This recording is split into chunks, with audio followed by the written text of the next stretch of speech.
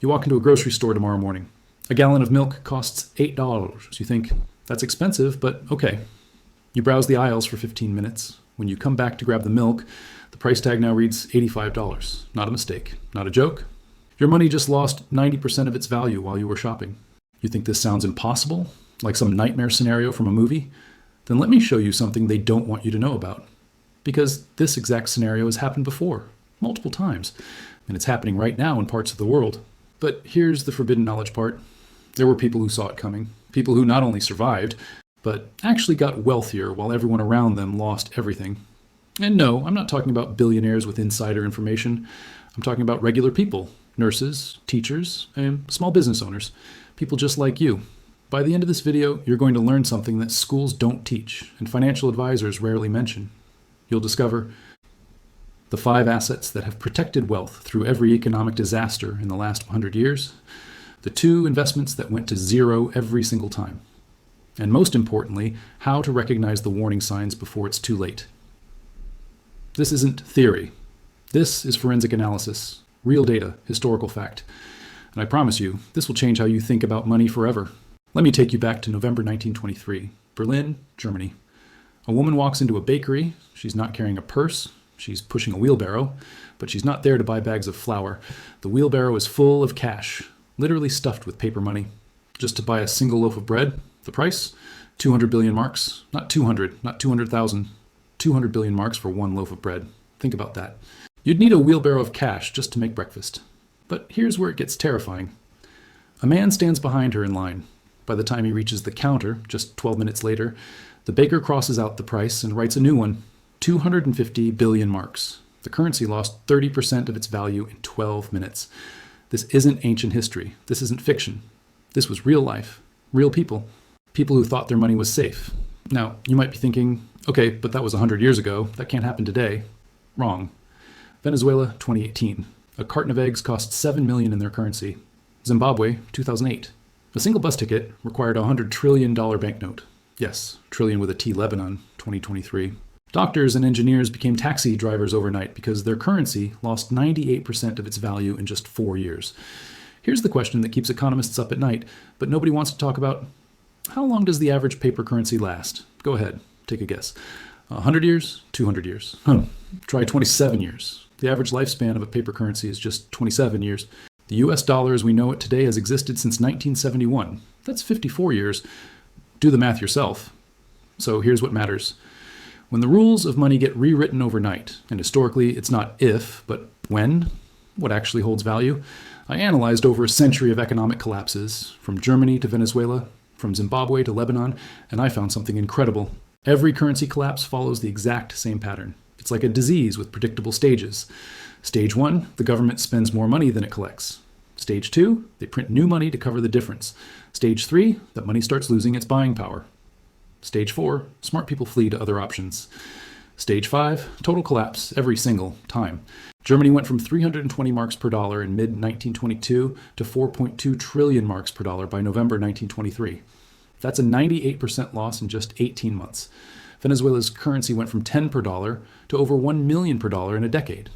Lebanon's currency collapsed from 1,500 per dollar to 89,000 in 4 years. Same pattern, same stages, same ending. But here's where it gets interesting. Certain assets didn't just survive, they thrived. Let me show you exactly what they are.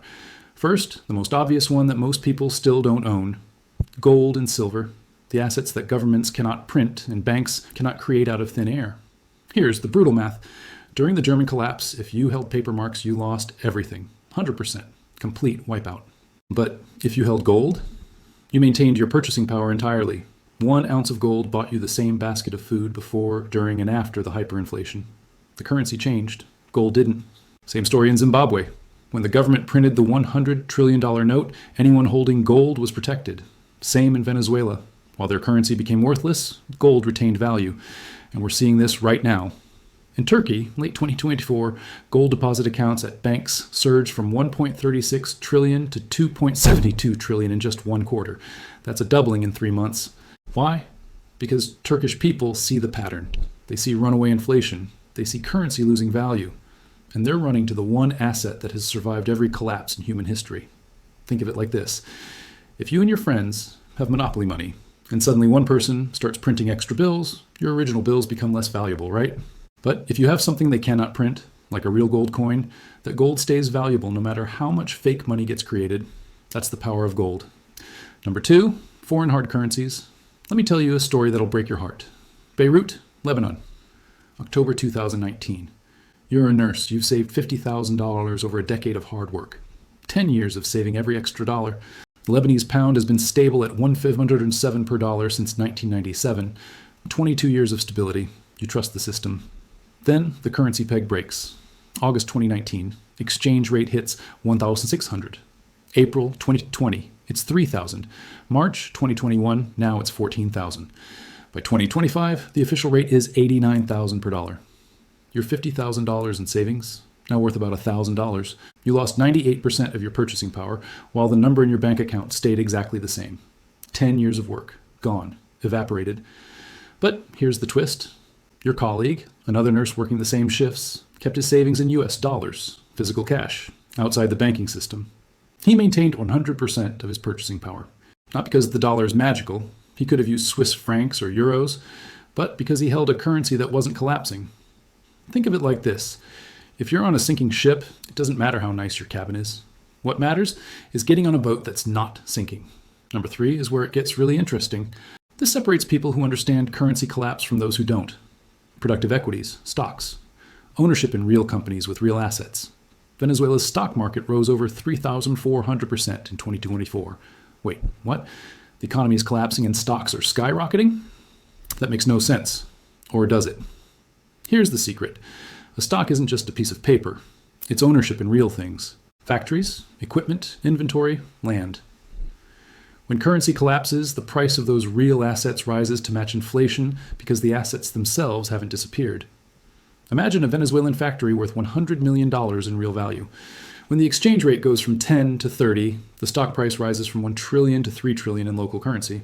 Not because the factory got better, but because it takes more worthless money to equal the same real value. But here's what most people miss. Not all stocks survive equally. Companies earning money only in the collapsing currency? They burn. But companies that export products and earn foreign currency? They actually get richer during collapse. Their costs go down in real terms while their dollar revenues stay stable. Number 4, consumables and barter goods.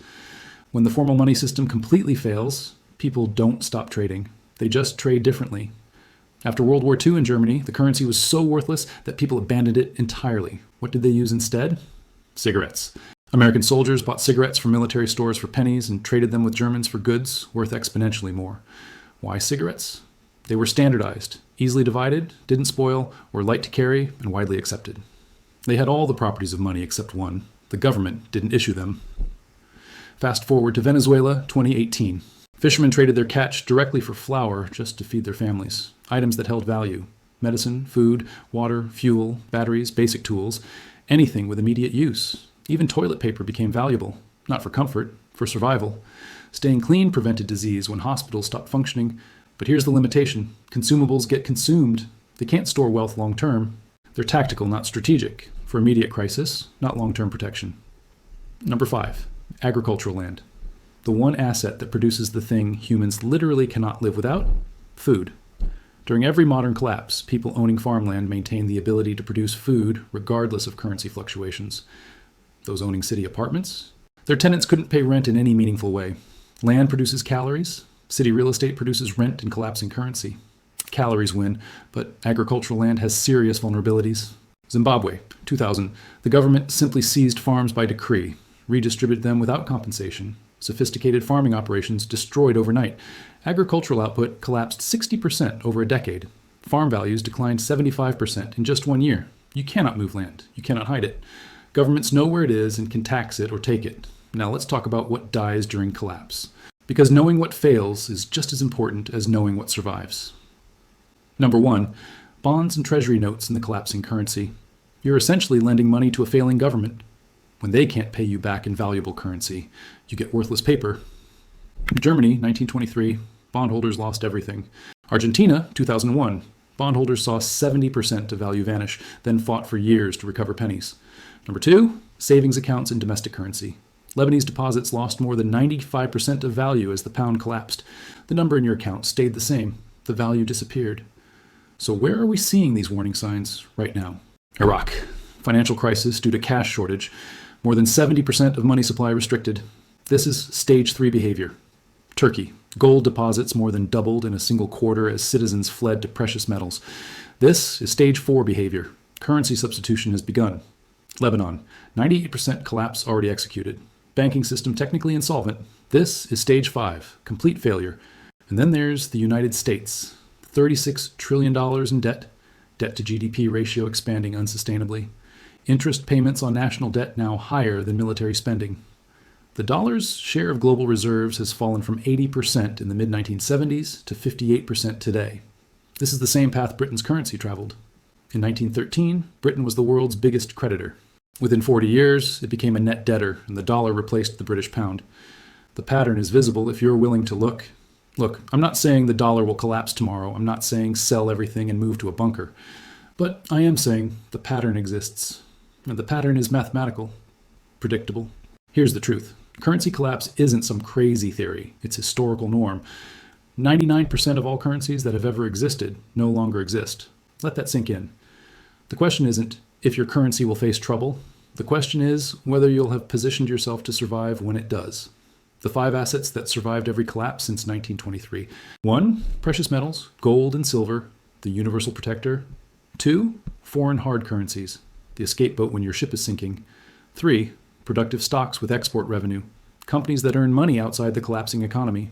4, consumables and barter goods for immediate crisis situations. 5, agricultural land, the calorie generator, the assets that went to zero. 1, bonds and domestic currency, you're lending to a failing system. 2, savings accounts and collapsing currency. Your number stays the same, but buys nothing. The lesson isn't to panic. It's not to become a doomsday prepper. The lesson is that real diversification means holding different forms of value that respond differently to system failure. Think of it like not putting all your eggs in one basket. But instead of baskets, it's different types of containers. Some fireproof, some waterproof, some that can't be stolen. A portfolio consisting entirely of stocks in one country faces catastrophic risk if that country's currency collapses. A genuinely diversified portfolio includes precious metals as insurance, foreign currency assets to protect against currency risk, productive stocks with international revenue, and possibly real assets in stable locations. History has the answers. The pattern is clear. The most prudent approach isn't to panic. It's to recognize the pattern and position accordingly. Remember, sufficient diversification across different asset types and locations means no single failure can destroy your purchasing power entirely. The pattern is mathematical, predictable. The only question is whether you'll see it coming, or whether you'll be standing in line at the grocery store wondering how milk costs $850. If this gave you a new way to see economic risk, hit that subscribe button.